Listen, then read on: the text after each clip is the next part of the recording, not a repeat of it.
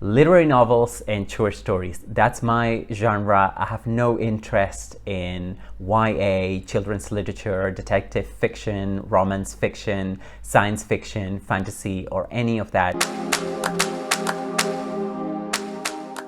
Hey guys, welcome to Bookish Islander. My name is Juan. I hope you're all doing very well. Today I have a few questions to answer about 2020, about my channel, about my reading plans. Some questions are not so book related, and I also want to talk to you about a little project of mine that's coming up this year. So let's get started with the first question, which is how many books are you planning to read in 2020? And before I answer and give you a number, and I do have a number, let me tell you that I hate this question. I hate thinking about books in terms of numbers. I don't care how many books I read.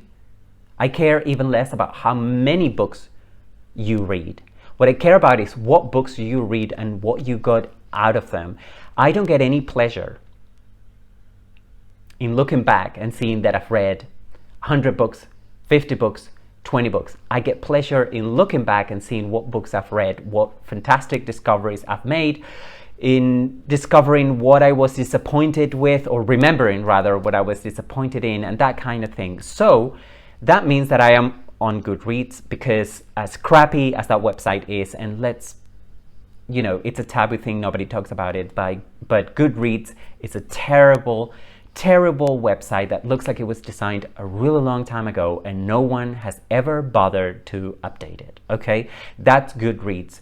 But I am lazy. I could keep a reading journal, I could keep spreadsheets, but I don't because I'm lazy. So Goodreads works great for me because I go on it, I put on there what books I'm reading, and as soon as I'm done, I rate them and I file them away. And so at the end of the year, or at any given point really, I can look back on my reading and I can see what books I've read, you know, what I thought of them when I read them. And sometimes I even go back and change my ratings. You know, I did that recently with a book, and I do it fairly regularly. And I suggest you do that too, because sometimes we rate books and then we are not aware of the impact that book has had on us until we let some time go by.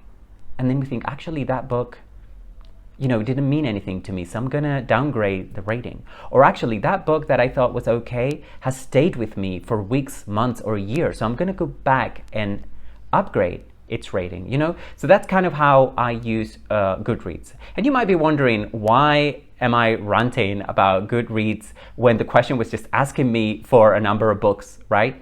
Well, there is a reason for that, and the reason is that Goodreads gives you the opportunity to set up a yearly challenge, a challenge of a number of books that you intend to read in a year. And you know, it's a flexible challenge because you can change it, you can increase or decrease the number of books even while the challenge is still taking place. You know, you might call that cheating, but it's not. It's just for you, so who cares? You can also compare your challenge with other people's, obviously other people who are also on Goodreads.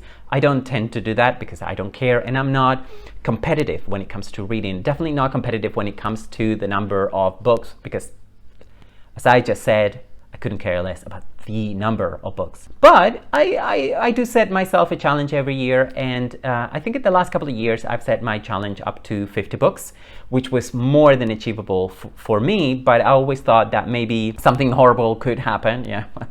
You know, and I might not be able to get to that number, so I didn't want to, you know, I wanted to set a number that I could very easily achieve.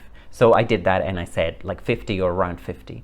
Now this year I've decided that, you know, I normally read just above 100 books a year. So I set my challenge for 2020 to 100 years. So 100 years, yeah, right, 100 books. So that's my answer to this question, but really, who cares?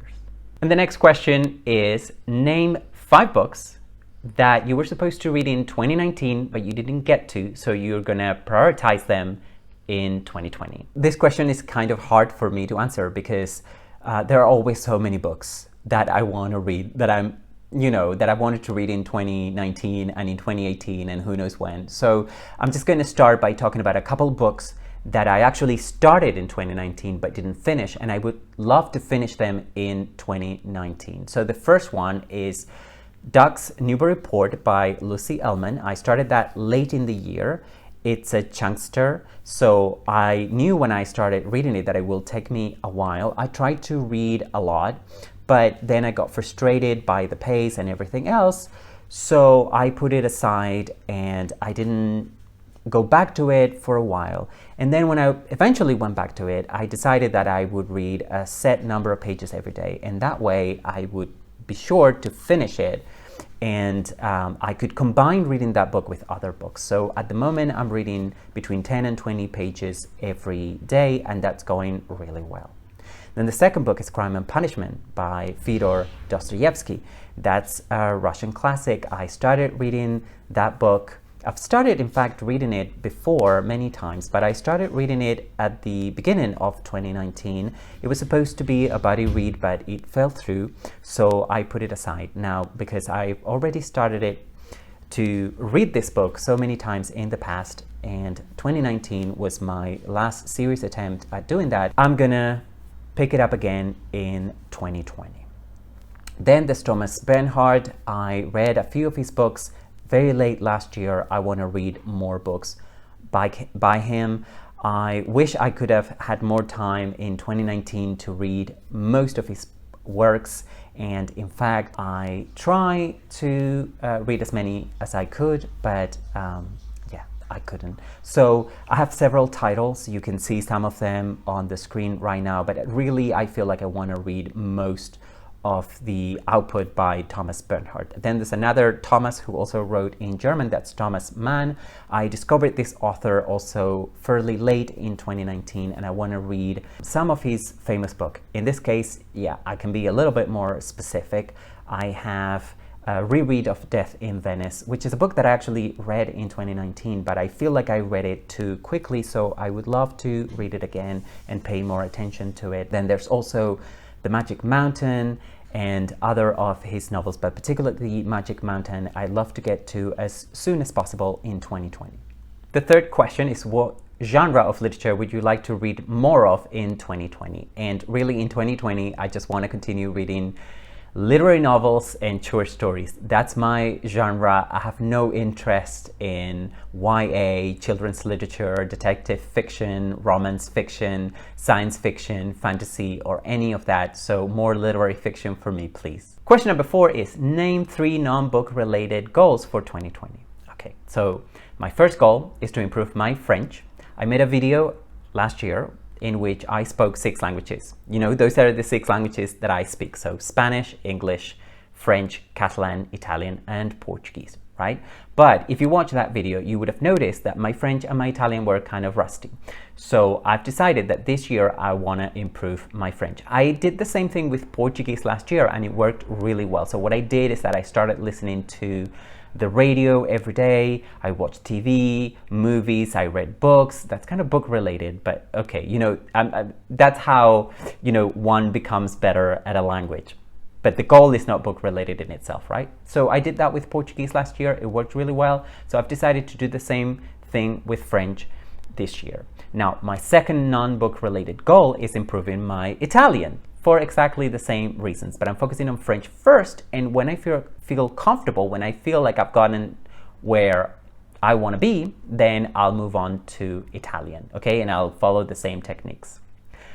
Now, my third non-book related goal is something really exciting and something that makes me a little bit nervous, and I'm just gonna tease it out here. I'm not gonna give you any details about it.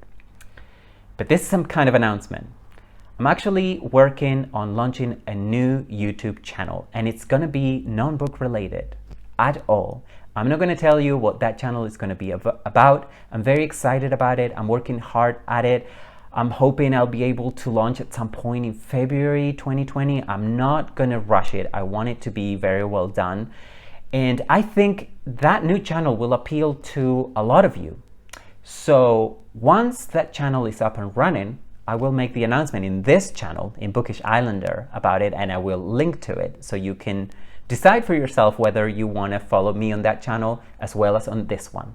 And I say as well as on this one because I have great plans for Bookish Islander. I'm not going to quit it. Don't worry. I'm not going to replace the new channel. I'm not going to replace this channel with a new channel. I'm going to keep both. I don't know. I do know how I'm going to do that. I think I've got it all worked out.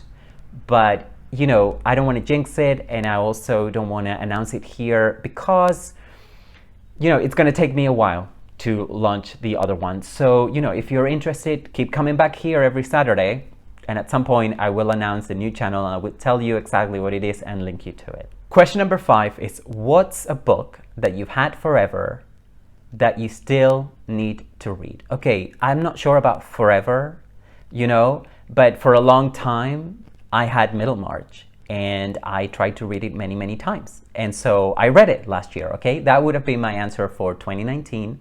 And it was such an accomplishment. I did that as part of Victober, and it worked really well. Now for this year, I could mention a number of books because I have a huge collection and an ever-growing collection of ebooks. Also some paper books, whatever, some physical books. But ebooks really, I must have hundreds of them. So, you know, any of them I could say here, but I'm just going to give you another classic that I feel like I should have read by now that I haven't. So I'm going to say The Red and the Black by Stendhal. I want to read it in French as well. It's a book that I feel like I'm going to like, but you know, whether I don't know that yet, I have to read it first. It's a book that I feel like I want to read. It's a book that I feel like I should have read already, and I've had it as an ebook. I mean, it's a free ebook because it's out of copyright for a really long time. So yeah, I'm going to say that. The Red and the Black by Stendhal. The final question is question number 6, and it is one word you're hoping 2020 will be. And that word to me is transformative. I'm supposed to tag people now, but I've seen this tag doing the rounds. This is the New Year's book tag, by the way. I don't think I said that at the beginning. And I'm not sure who created it, but I'm going to try to find out and put it in the show notes down below. If you're watching this, if you haven't done this tag, if you think it's fun, if you have a channel and want to do it, go ahead and do it. And if you don't have a channel, you can use any or all of these questions and answer them in the comment section down below. And finally, I would like to thank Cathie at Grimm Reads for tagging me to do this. This is a fantastic tag. Thank you, Cathie. Cathie has a fantastic channel. Go to the description box to find a link to her channel and subscribe to her if you are not subscribed already. Thanks everyone for watching. I hope to see you again very soon. Bye bye.